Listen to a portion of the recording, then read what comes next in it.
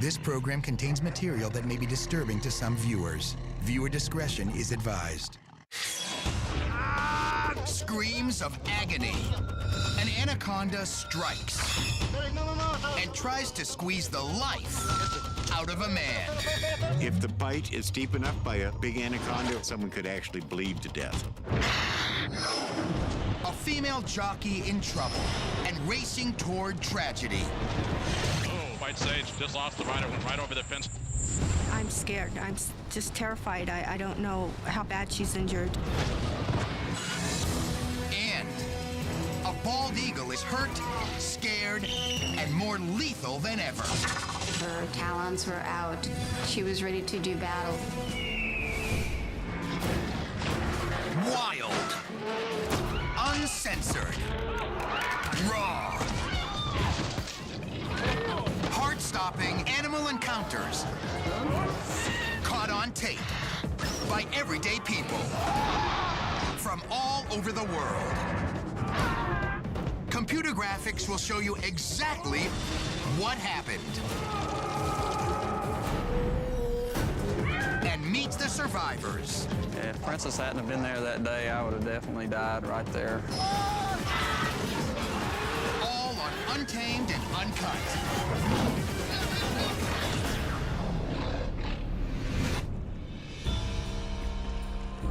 The Anaconda, the biggest, baddest snake in the Amazon. It can swallow a caiman whole, or a capybara, the world's largest rodent, which can weigh up to 200 pounds. And when this Brazilian reporter encounters one, it gets the bite on him.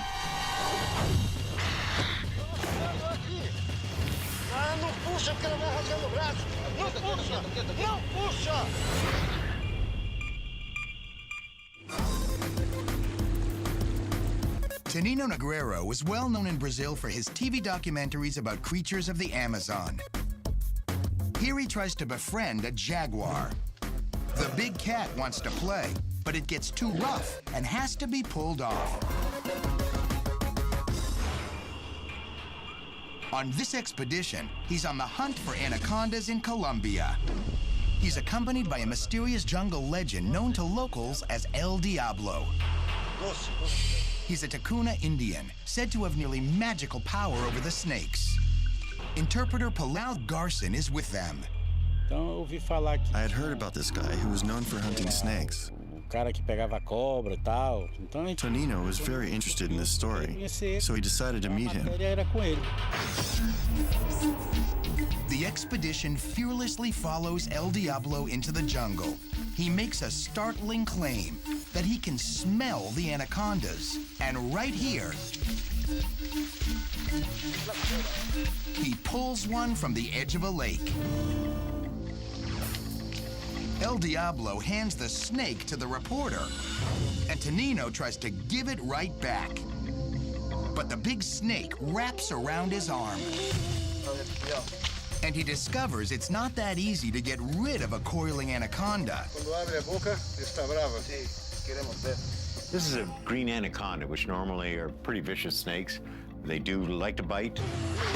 You notice how he's got it behind the head there so it won't bite him? Jim Brockett is a snake expert who supplies dangerous reptiles for Hollywood movies. Even he's never seen anyone handle anacondas like El Diablo. You notice here he taps the snake on the head, which makes it stop trying to bite, which is not something I understand. I don't know how that works. You notice the snake's mouth is open, he's still trying to bite, and he certainly would. In his shop, Jim keeps a camera-ready anaconda. He says this captive male is about the same size as the one tangling with the reporter. They are literally one solid muscle. Their backbone runs the whole length of their body, and everything else is muscle. For his weight, he's way stronger than a human. Back in the jungle, El Diablo releases the snake. But as the film crew takes a break, Tonino wanders off by himself. And then...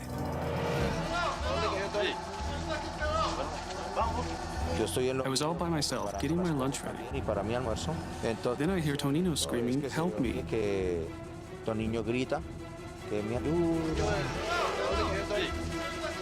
Camera cameraman Carlos Rodriguez and the crew rush through the jungle. But what will they find? Tonino had tried to recapture the snake by himself. He reached for it with his right hand and tried to pin its head with his left. But the snake strikes at his shoulder. And in a flash, it coils tightly around his chest. Tonino had the snake wrapped around here, also here, so he couldn't breathe. He was completely trapped. He couldn't get out of the snake's grip. It takes 5 full-grown men to uncoil the powerful beast from Tonino's chest, but it immediately recoils around his leg.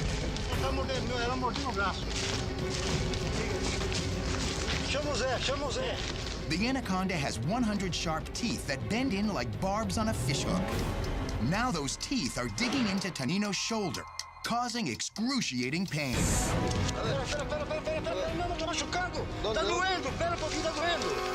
If the bite is deep enough by a large constrictor like a big anaconda or a big python, it'll go deep enough to cut veins or arteries, and someone could actually bleed to death.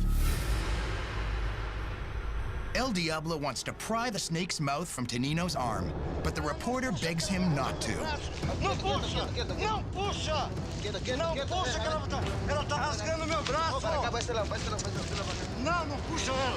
One way to do it is to pull your arm out because all of the teeth are recurved and you're going to rip a lot. The easiest way to do it is to take something flat and slide it in under the upper jaw, something like a paint scraper, something that will actually push the teeth up and out. But that isn't the way El Diablo works. He's going to try to force the snake to open its mouth.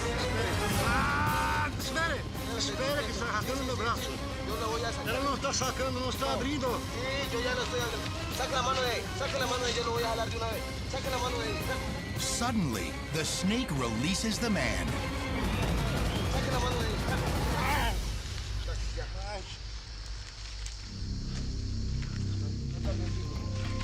As Tonino cradles his injured arm, El Diablo sets the anaconda free for a second time. Saía bastante sangue. He lost a lot of blood. Eu preciso dar We needed to protect the wounds, so he ripped his t-shirt to help stop the blood. parar o sangue. It's a 6-hour hike by foot to the nearest town. On the way, Tonino's friends worry he'll collapse. He had difficulty breathing. He looked really bad, and I thought at any moment he could have respiratory failure and die. But in a village just over the Brazilian border, a doctor tends to Tonino.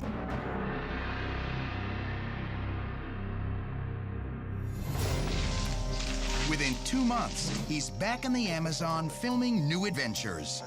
But he'll never forget the day that big jungle predator caught him. One scary moment was when the anaconda started to squeeze my chest really hard and made my breathing very difficult so that I wouldn't be able to call for help. Pelao, Pelao, get over here fast, I screamed. With very little air in my lungs, I was afraid they wouldn't hear me. And that scared me more and more. Because I was in pain, breathless, and very scared. And finally they came and rescued me. At least he has no hard feelings for the snake. I was the one that bothered the anaconda. It was just defending itself. Truth be told, I am guilty of disturbing the anaconda. Não puxa, porque ela vai rasgar meu braço. Não puxa! Não puxa! Saca a mão aí, eu não vou ralar de novo. Saca a mão aí.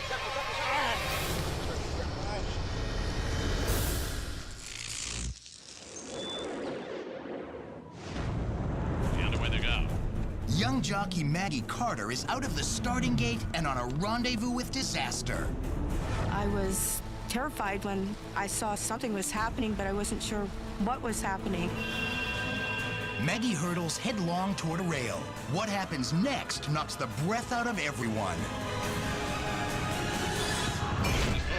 White Sage just lost the rider, went right over the fence. Looked like she lost. They don't come any more serious than this.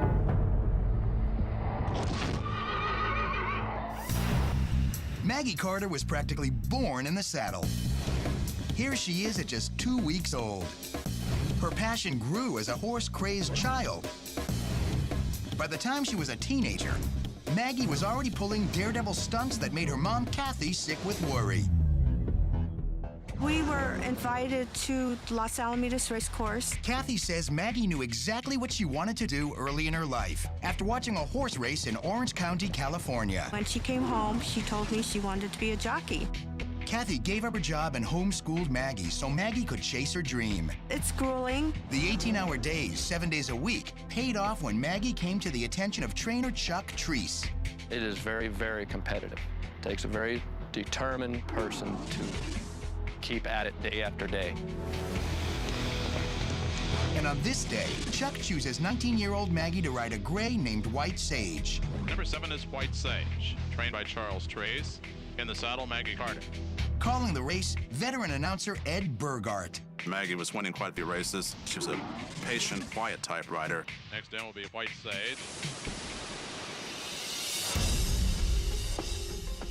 It's Mother's Day, and Kathy is at the track in a room alone, watching on a television monitor.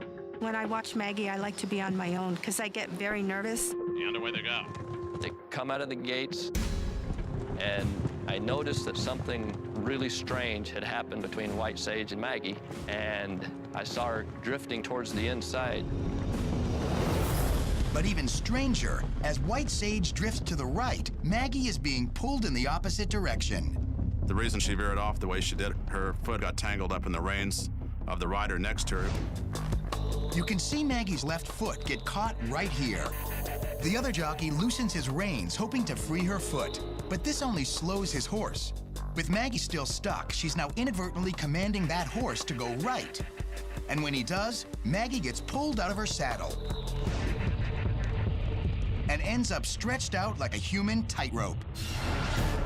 She's racing 35, 40 miles an hour down the racetrack, and now she's starting to lose her balance, and she's just trying to hang on to White Sage for her life.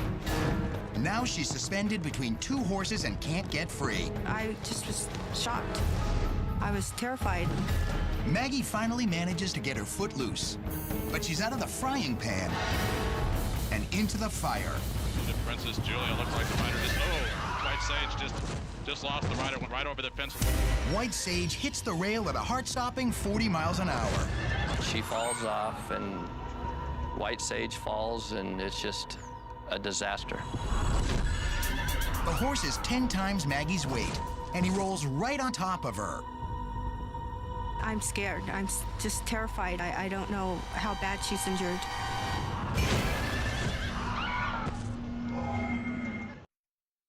And away they go. Jockey Maggie Carter gets her foot stuck in the reins of the horse next to her during a race in Southern California. It's 1,000,000 to 1. It's completely unheard of.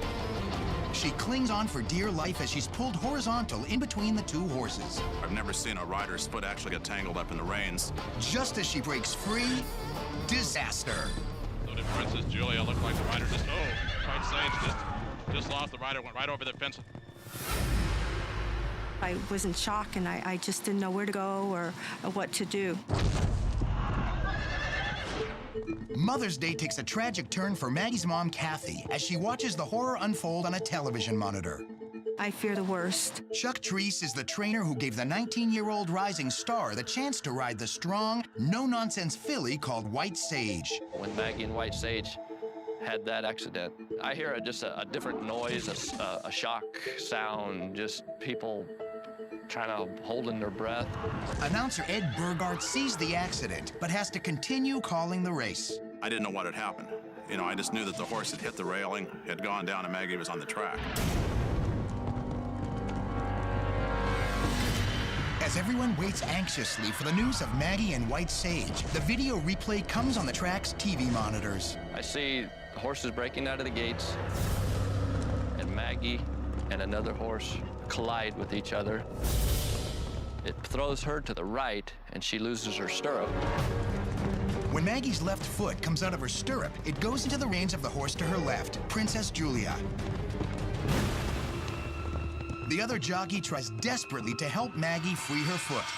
He succeeds, but a split second too late. White Sage just lost the rider, went right over the fence.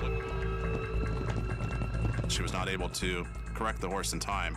That's the reason the horse hit the temporary railing and went over. Miraculously, White Sage is able to run off, but not Maggie. Paramedics put her into an ambulance. It looks horrible. It looks terrible. I'm scared. I don't know what happened. I don't know if she's all right, if she broke a leg or arm. But then a welcome sight. When the ambulance crew's attending to Maggie, I can see that she's moving, so that's a good sign.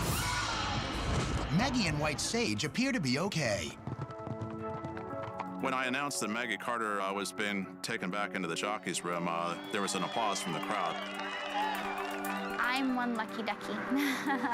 This is Maggie today, still with the love of horses she's had since childhood. Any number of things could have happened to me that day, starting with the worst death, paralysis, a number of broken bones.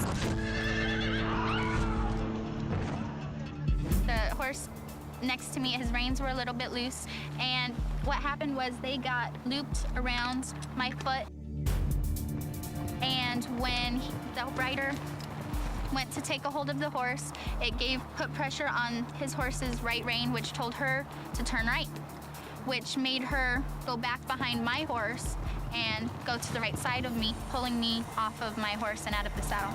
As for that fall, I look up and next thing I see is White Sage rolling towards me, 1,000 pounds of horse rolling right towards me.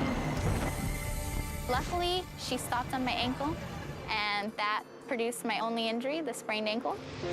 the Mother's Day melee hasn't dampened Maggie's enthusiasm. She's back in the saddle and racing again. The worst part of what happened was it happened on Mother's Day. As soon as I came back and saw her, I just gave her a big hug and said, Happy Mother's Day. And I said to her, what do you mean? I told her that her Mother's Day present was me being okay. And I said, well, you're right. It is a happy Mother's Day. Best present I think she got.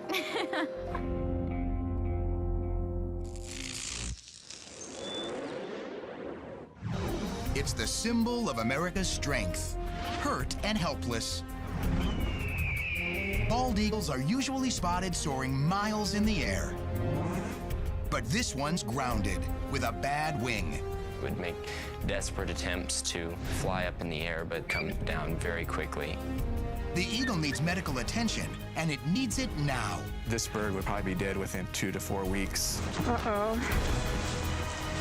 Be unable to hunt, would likely just starve to death. But even getting close to this powerful bird can be deadly. It's the middle of winter in Ames, Iowa, when brothers Matthew and Ben Pyle notice crows attacking a defenseless animal in a snowy field. They were dive bombing on something, and from the distance, it almost looked like a dog. The brothers move in for a closer look. They are horrified by what they see. At that point, we realized it was an eagle. The proud bird is now pathetic. Her battered wing won't let her get off the ground as she frantically tries to fly. It was dragging its wing. It looked like it was really just hurting itself the more and more that it tried to go up in the air. The Pyle brothers put out a call to their parents for help. He said, Dad, you gotta get down here. He said, there's an eagle out here. Doug and Joellen Pyle rush to the rescue, but warn their sons about just how dangerous a wounded bald eagle can be. Encouraged them to stay away from it. Full-grown bald eagles are powerful carnivores that attack with killer precision. Their main weapon, their feet, armed with 8 razor-sharp 2-inch talons. They're very sharp, and they have a lot of power behind them. Wildlife biologist Dr. Peter Sharp says a bald eagle's grip can be deadly. Their feet are about the size of a human hand. They're very large and very dangerous. He has a bald eagle in captivity, but it's highly aggressive. So he demonstrates here with a tamer golden eagle that's similar in size. They have between 1,000 and 2,000 pounds of pressure per square inch. They can break your arm just by using their grip. That wasn't necessary, was it? Look at him run. Matthew and Ben are not trained bird handlers, so they call in 2 Department of Natural Resource officers. We made a plan of action to try and corral the bird. They just led us over to where the bird was, and I got my camera out and started taking some pictures. He says, I'd rather run than fly. The chase is on, and Joellen catches it all on videotape. The eagle's wing is damaged, but she can still run. You could follow the eagle because its wing was dragging the snow. It's fight or flight for this eagle, and she's trying desperately to fly. The bird would start to fly just a little bit, you know, it would fly like maybe 5-10 yards. Very, very injured. You want to just keep herding him towards the river a little bit, or maybe we can catch him. If it does get cornered, it will try to defend itself.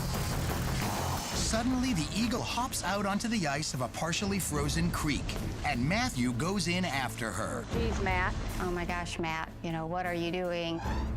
There was no hesitation as he jumped into the water. The bald eagle tries to fly away from Matt, but can't. Couldn't fly that far and actually land right in the water. She lands on her back. The petrified bird is now ready to attack. Her massive wings are spread, her jagged beak is open, and both feet are aiming up, ready to strike with those deadly talons. And Matthew is her target. All he's got is a wet blanket for protection.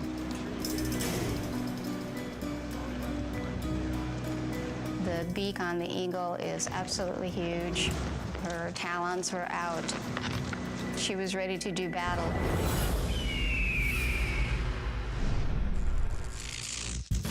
Up next, will Matthew pay for his brave fight to save the eagle with his own blood? Then, a canine cop fights to save her human partner. That day, Frances was willing to trade her life for mine. And it's all caught on tape on Untamed and Uncut.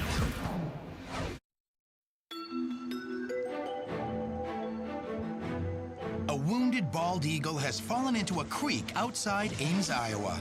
She can't fly. She's scared and ready to attack anyone who comes too close. Matthew Pyle is only a few feet away. As this bird has its talons out, ready to pounce on him. Then Pyle watches in horror as the river's current pushes the petrified eagle dangerously close to his brother Matthew. I saw how mad the eagle was and how fierce it was. Matthew's parents hold their breath. I'm in disbelief. The bird is on its back, its wings are fully extended. It's hissing at Matt. This eagle could definitely do some damage. All Matt has is a wet blanket to protect him against those razor-sharp talons. At the last split second, Matt makes a desperate toss. Make sure you get his feet. It can still turn its head around and get you with the beak. Wildlife biologist Dr. Peter Sharp knows just how deadly a scared, trapped eagle can be. The feet are the most dangerous part of the bird, and they can strike at you like a snake. If those are tied up, they will bite at you, and they can rip you open with their beak as well. I've grabbed some younger birds, which have turned around and actually almost cut my lip open. Her mouth is wide open as she tries to tear at Matthew. She also takes several swipes with her wings, but she's exhausted and running out of fight. Matt slowly, carefully gains control. Make sure you get his feet.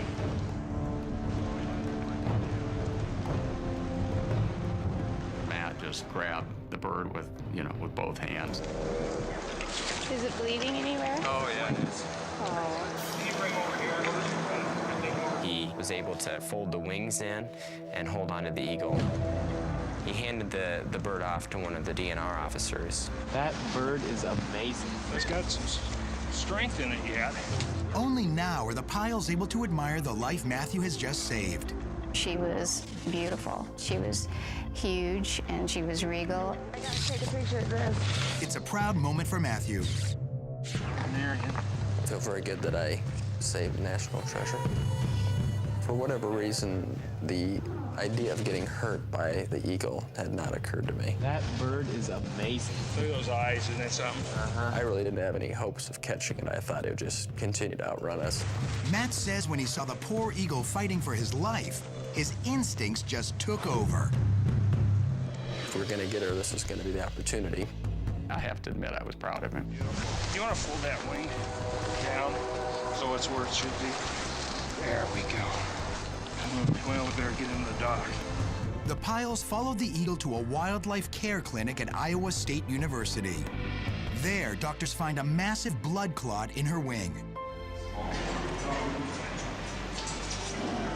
They do everything they can to save her. But sadly, after 10 days, the proud bird loses her fight for life. But she will forever live in the hearts of the Piles. It really meant something to us to save the symbol of the United States of America. I was proud to be a part of it. I would absolutely do it again in a heartbeat.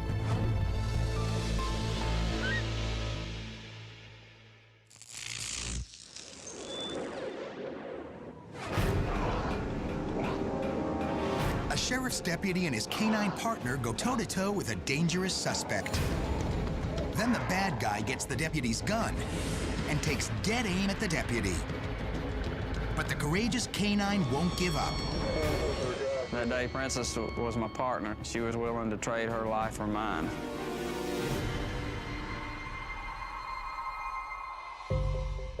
Alabama police officer Jay Dempsey will never forget his brave and loyal German Shepherd, Princess. She wasn't just a police dog, she was his best pal. I picked her up at 6 weeks old. Wasn't even a police officer at the time. Princess was just 2 years old when they both had a life-changing opportunity to work together for the Dallas County Sheriff. They asked me to train a narcotics dog, and she had all the qualities it took, so that's how she ended up being a deputy.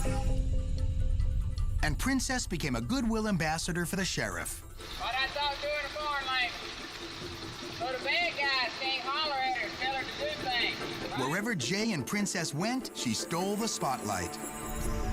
Chief Deputy Randy Pugh was their boss. He says Princess also stole hearts. The way that Jay and Princess worked together, the commands he gave, the loyalty that the dog would give to Jay was tremendous to watch. But one day while out on patrol in Selma, Alabama, Jay and Princess respond to a call about a group of young men disturbing the neighbors. Once he approached the individuals, he had one that was acting suspicious. He attempted to pat him down. He did find a rock on the individual, which later was determined to be cocaine. I reached for his arm and looked him in the eye and said, "You're under arrest." And at that time, he began to resist. As the deputy and the suspect struggle, Princess rushes to her master's aid. She didn't get a really good solid bite on the suspect. She ended up with his jacket. He began to try to pull away, and he was able to shred out of his jacket and regain his footing. There was a lot of rolling and flipping, and she actually bit me a couple of times, and I had to ask her to release me, and then she was able to find the right person to bite. Jay manages to pin the suspect to the ground, but he can't get him in handcuffs. He was stronger, and he was younger, and he was faster. Right here, he reaches for his radio to call for backup. But his weight shifts, and he loses control. My gun belt had shifted, and I didn't realize that he was getting my gun out of my holster. Suddenly, the suspect gets on top of the deputy. He hits Princess with Jay's gun. Of course, it hurt her, and she moved away for just a second. The suspect breaks free, stands, and aims the weapon at the officer. Pointed it at me and told me I was going to die. Princess came in again, and he struck at her, trying to get her off of him. Somebody's going to get shot, and Princess is right in the middle.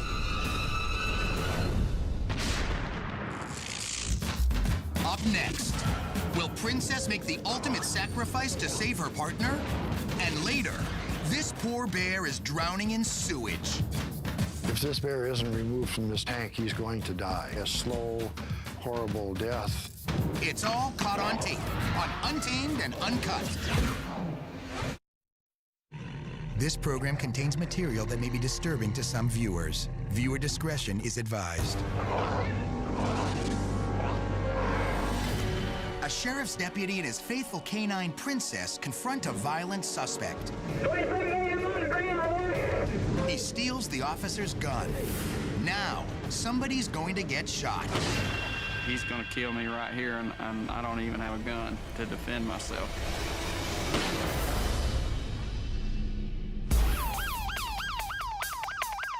When Princess was a young canine in training, this is how she learned to bring down a bad guy. You better come out with your hands up now. Attacking someone in what's called a bite suit. In this case, it's an Alabama police officer. The dog bites hard. I actually felt his teeth through the suit. But trainer Ricky Farley says there are now new, more effective techniques. Slowly step away from the dog. Turns out the bite suit is old school and has limitations. You're teaching the dog to fight or bite a piece of equipment. We do not want the dog fighting equipment. The fight is with the man. So instead of a bite suit, trainers nowadays use what's called muzzle training. First, the canine is put in a muzzle. Ordering. Then it's taught to attack on command. Drop that! Someone without any special protective gear. So if a dog bites somebody and their jacket comes off or something, they will spit the jacket out and go back for the man because the fight is with the man. When he looks at videotape of Jay and Princess, the trainer sees a problem. You see the dog is trying to more or less undress the individual. She's not biting the individual and inflicting pain upon him. Which may be why this guy just isn't going down. The bad guy swats Princess away and takes dead aim at Jay. He pulls the trigger. I could hear him trying to pull the trigger. I could hear the trigger hitting the trigger housing. But the gun doesn't fire. Right here, Jay reaches for his backup pistol. He fires 5 rounds at the suspect. And he just turned and ran away. Investigators later discover exactly why that gun didn't fire. When the suspect hits Princess the first time, the gun glanced to the ground, the slide mechanism retracted, and the bullet partially ejected, getting stuck half in, half out of the chamber. That jams the gun. Then when he hits Princess the second time, that distraction buys Jay just enough time to retrieve his backup weapon. If Princess hadn't have been there that day, I would have definitely died right there. The suspect dies from gunshot wounds, and Princess sustains a shoulder injury that forces her to retire early. She becomes just a pet again. For Jay, it's more than enough. I had Princess 7 years after she retired. It was a joy every day to come home to her. She always greeted you at the door. These days, Jay is a canine officer with the Orange Beach PD, and he has a new partner, Bullet, a 3-year-old German Shepherd. But he says he will always have a special spot in his heart for Princess. Princess saved my life that day, and if I could talk to her in dog talk, I'd tell her, thank you for being my friend.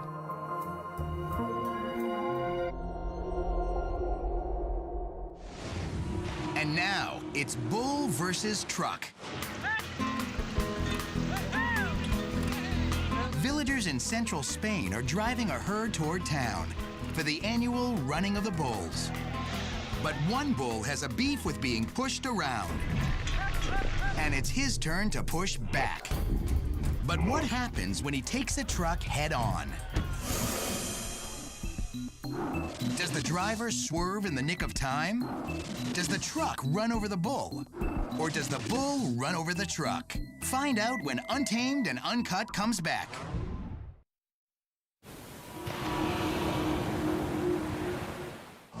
An angry bull wreaks terror on villagers in central Spain. Locals were trying to herd him and some others into town for the running of the bulls. Instead, he's running scared and headed for a truck loaded with villagers. In a split second, 1,500 pounds of beef is on the grill, crumpling it like a tin can. So the answer is C. The bull runs over the truck. The men just manage to escape, and that's where they catch a break. The bull's hooves slip on the shiny metal. Eventually, they get the bulls to the streets of town. Which begs another question. Do you really want to run with a bull that can do this?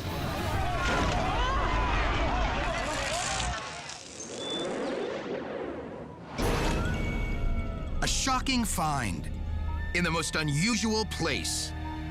A bear trapped in a sewage tank in the middle of a scorching hot desert. This bear's in a real bad situation. He's overheating. He will die. It happens 10 miles outside Los Lunas, a village in the heart of New Mexico. This is desert country, dry, barren terrain. Home to a sludge tank and not much else. It's already 90 degrees when Alejandro Archuleta arrives to clean out the tank and gets the surprise of his life. Started spraying the tank and I heard some noise and I stopped the water and I looked in there and I says, Lord, there's a bear in here. It's a bear, all right. A 250-pound adult black bear. He's in a foot of sewage and baking in the hot sun. I felt bad for the bear because he was down there suffering. Alejandro immediately contacts his supervisor, Adrian Moya, telling him to send help fast. I've been out here for 14 years, and that is the first bear that I've seen here. Adrian calls the Department of Game and Fish. I knew they were going to be shocked at where they had to retrieve it from. There's no way of knowing exactly how long the bear has been here. Could be just hours or days. The last time anyone was out here was a week ago. I suspect the bear smelled something that was edible in there. Dr. Lynn Rogers runs the North American Bear Center in Minnesota. According to Rogers, these animals have an incredibly acute sense of smell. It's 2,000 times better than a human's. So what may be disgusting for people might be downright irresistible for a bear. His nose is what got him here, but now rescuers need to get the bear out, and fast. If this bear isn't removed from this tank, he's going to die. A slow, horrible death. The sewage tank is 14 feet deep and made of corrugated metal, a hard, rippled surface. The bear's short, curved claws are normally perfect for climbing, but these walls are too slippery and the grooves too wide for him to grip. There were paw marks all over the sides of the walls where he'd been trying to get out. Just sitting there quivering like, help me, please help me.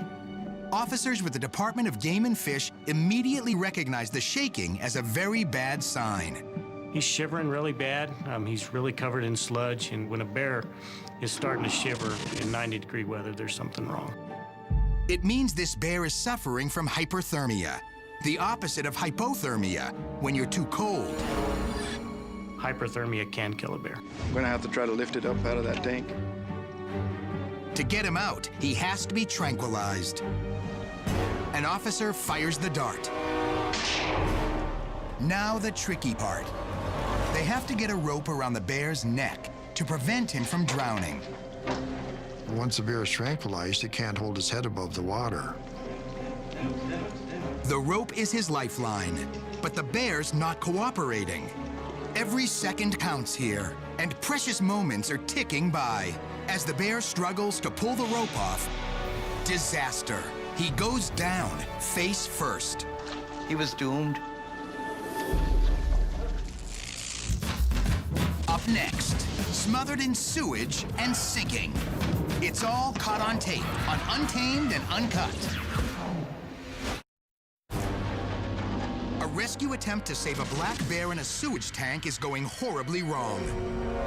Rescuers dart him with a tranquilizer. But when a rope is placed around his neck, the bear panics. It's gonna go down, it's gonna submerge its head in the water, and it's gonna drown. Adrian Moya and his co-workers with the Los Lunas wastewater facility hold their collective breath as the bear goes down nose first. Seconds tick by like minutes, then thankfully he pops up. It's immediately clear to rescuers the tranquilizer dart has malfunctioned. The dart exploded, the back end came off of it, and it appeared that some of the drugs came out the back of the dart. Ross Morgan and the rest of the team with the New Mexico Department of Game and Fish know they have to try again. Let's give him 5 minutes. Water is poured down to clean off the bear's face. Luckily, the sewage itself isn't a health concern. It's treated sludge, so that means that it is environmentally safe. There's no risk for any animals or humans. Then a second shot is fired. This time, the drugs reach their target. The bear just started to get a little woozy, and then all of a sudden it was just like asleep. Officers Darrell Cole and Ross Morgan know they have to get in and work fast. It's important to get into this tank now because we don't want his head to fall in and we do not want him to die. They remove the rope around the bear's neck and position a new lasso around the chest. Okay, that's us. Let's slide him around to this side and we'll pull him up over there. Head.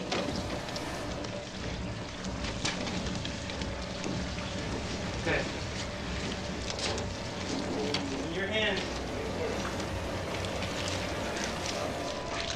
It all goes smoothly. Within seconds, the 250-pound black bear is hoisted to safety.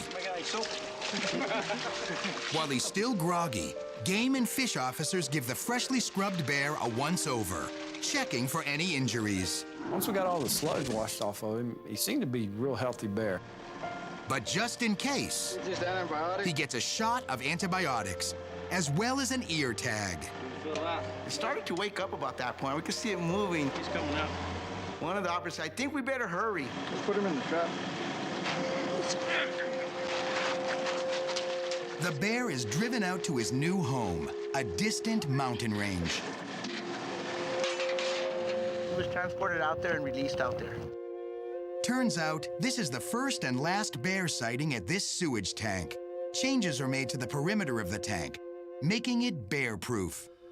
We went ahead and ran a 3-strand barbed wire around the top of it so we could deter anything like this happening again. It stands as a reminder of the bear famous enough to have earned a nickname. It's got a name out here in New Mexico. They call it Pooh Bear.